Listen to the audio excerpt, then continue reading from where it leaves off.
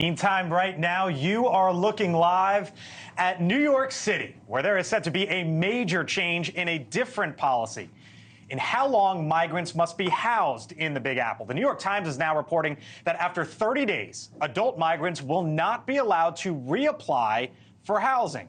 Migrant families will only be guaranteed up to 60 days now, with the ability to reapply after that point.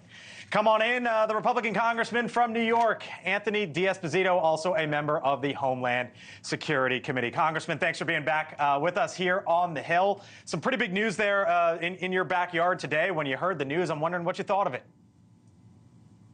Well, I think it's another indicator that Mayor Adams wanted to serve as this sanctuary for migrants coming to the United States of America, but actually had no plan in place to serve as that sanctuary city. So hopefully this is a step in the direction of getting things towards order in New York City. Is he, should it be permanently ended, right? Because New York City is one of those places that still guarantees housing to the homeless. So is this only somewhat of a step, or do you think it's the right step, or does more need to be done?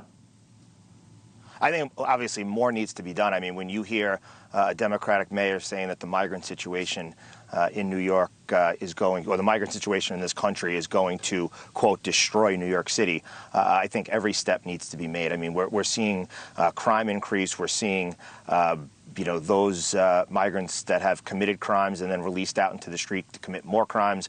The quality of life in New York City has been destroyed. And I'm not saying that this is all about the migrants, but we've seen that coupled with the failed policies of the state legislature and our governor implementing cashless bail and criminal justice reform. It is a free-for-all. And right now, the handcuffs that are on the gun belts of our finest officers, they seem to be handcuffing law enforcement instead of actually putting the handcuffs on those that should be wearing them.